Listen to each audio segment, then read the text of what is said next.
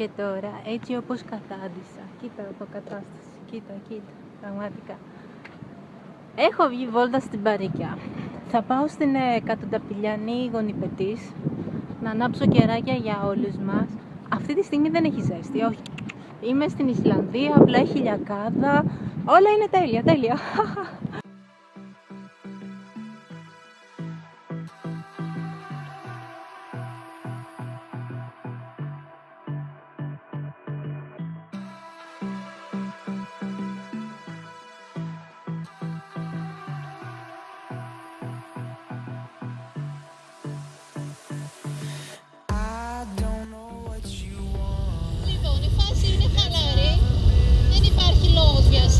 Εγώ απλά απολαμβάνω την τελευταία μου μέρα στο νησί.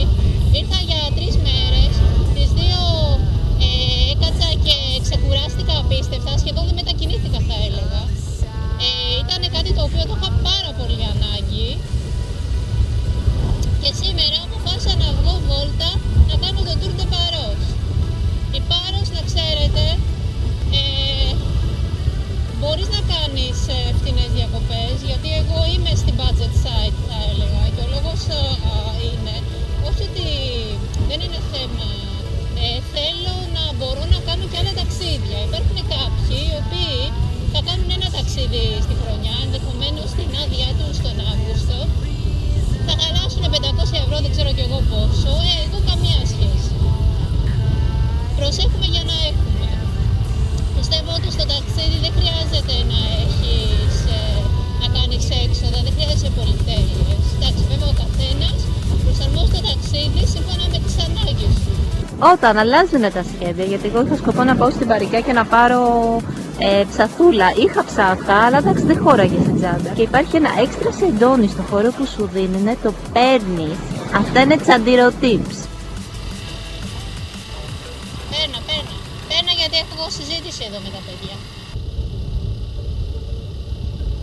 Το ταξίδι, το solo ταξίδι σου προσφέρει μία μοναδική ελευθερία. Ειδικά εσείς που είστε κοπέλες, μη φοβάστε. Μη φοβάστε κορίτσια, δεν θα πλήξετε. Σας πω εγώ σε επόμενο βίντεο τι ωραία περνάει μια κοπέλα. Παίρνα γιατί έχω συζήτηση. Τι ωραία περνάει μια κοπέλα μόνη της όταν ταξιδεύει solo.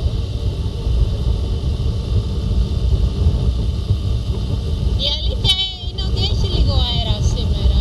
Δεν νιώθεις ρε παιδί μου τη ζέστη, γιατί εγώ με τη ζέστη έχω τεράστιο πρόβλημα, συν ότι δεν κάνω έκπτωση στον εξοπλισμό, παιδιά. Όποτε καβαλάω θα με δείτε τελείως αστακό. Τα βάζω όλα, φορτώνομαι κανονικά. Δεν είναι ότι φοβάμαι, απλά σε περίπτωση που γίνει καμιά στραβή ρε παιδί μου, πολύ εύκολα γίνεται στραβή, το ξέρετε όλοι όσοι οδηγείτε. Αυτή τη στιγμή ολοκληρώνω το γύρο της Πάρου. Ο γύρος της Πάρου, εάν τον κάνεις με μία μέση ταχύτητα 60 χιλιόμετρα, δεν σας παίρνει πάνω από 3 ώρες, με την προπόθεση θα κάνεις και κάποιες στάσεις για ξεκούραση, έτσι, για ένα μπανάκι και αυτά. Από εκεί και πέρα, αν δεν κάνεις στάση και θες ρε παιδί μου έτσι να βγεις και να πεις τέλος, θέλω να βγω και να κάνω το γύρο της Πάρου, θέλω τίποτα να κάνω στο ίδιο. Μέσα σε μια ώρα δεν έχεις κάνει. Και με το πάσο σου κιόλας. Δυστυχώς, επειδή πρώτη φορά χρησιμοποιώ την κάμερα, δεν πάτησα το κουμπί και δεν σας έβγαλα κάποια πολύ όμορφα πανοραμικά πλάνα στο νότιο κομμάτι της Πάρου με θέα προς το Φάραγγα. Δεν βαριέσαι όμως. Ας έρθετε μόνοι σας να τα δείτε ήδη από κοντά. Να και μια πολύ ωραία πινακίδα, προσοχή στα γελάδια. Αυτά είναι ρε παιδιά. Γι' αυτό μου αρέσει να είμαι εκτός Αθήνας. Άισιχτη Αθήνα.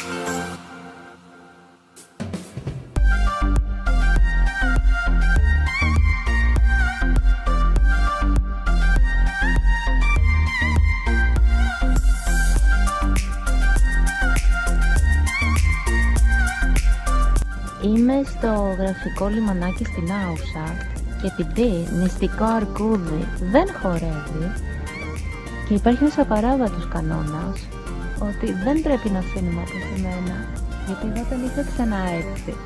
Μου είχε ξεφύγει ένα σουβλατζίδικο, οπότε είπα σήμερα να ξεκινήσω από εδώ. Λοιπόν, τρώω και τα λέμε.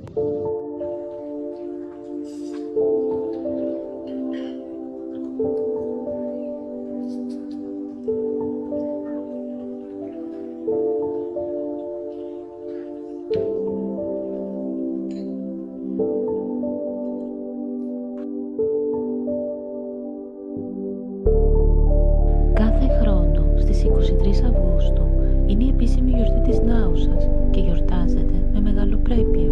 Όσοι βρεθούν αυτή τη μέρα στο νησί θα έχουν την ευκαιρία να παρακολουθήσουν τη γιορτή των Κουρσάρων. Πραγματοποιείται με αφορμή την επέτειο από την επιδρομή του περίφημου Μπαρμπαρόσα στην Άουσα το 1537. Τότε οι άνδρες του τρελικού Κουρσάρου έκλεψαν τις γυναίκες των Αουσαίων και εκείνοι πολέμησαν για να τις πάρουν πίσω. Πειρατές έφευγαν από νωρίς με τα καΐκια, επέστρεφαν μετά τη δύση του ηλίου, άρπαζαν τις κοπέλες και τις ανάγκαζαν να χορέψουν ώστε να επιλέξουν την εκλεκτή τους. Στην εισβολή που γινόταν στο μικρό λιμανάκι συμμετείχαν απανταχού οι νέοι και νέες του χωριού. Πλέον η γιορτή ξεκινάει από το απόγευμα και όταν ο ήλιος στεί, πειρατές και ναουσαίοι ξεκινούν τις συμπλοκές με φωτοβολίδες, ρεσάλτο, λάφυρα, μονομαχίες για τα μάτια μιας γυναίκας. Τα πλακόστρωτα στενά της Νάουσας γεμίζουν και η σούμα μαζί με το χορό αντέχουν μέχρι το πρωί.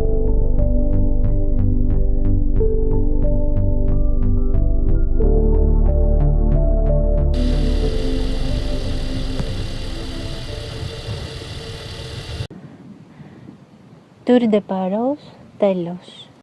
Και μετά το Tour de Paros ξαναγύρισα στη βάση μου εδώ στη Σάντα Μαρία.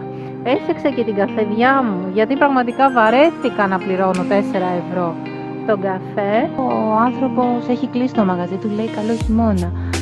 Στο beach bar όμως που πήρα τον Freddo Espresso οι τιμές είναι ακόμα Αυγούστου, 4 ευρώ αν είναι δυνατόν. Όπως βλέπετε, εκεί πέρα έχω βάλει το πολυμορφικό σεντονάκι μου για τη σκιά μου, ό,τι ώρα και να έρθω, όποια μέρα και να έρθω. Δεν πάει κανείς για κάποιο λόγο, εκεί πέρα είναι δικό μου, είναι έδρα ή τέι. Στην υγεία σας!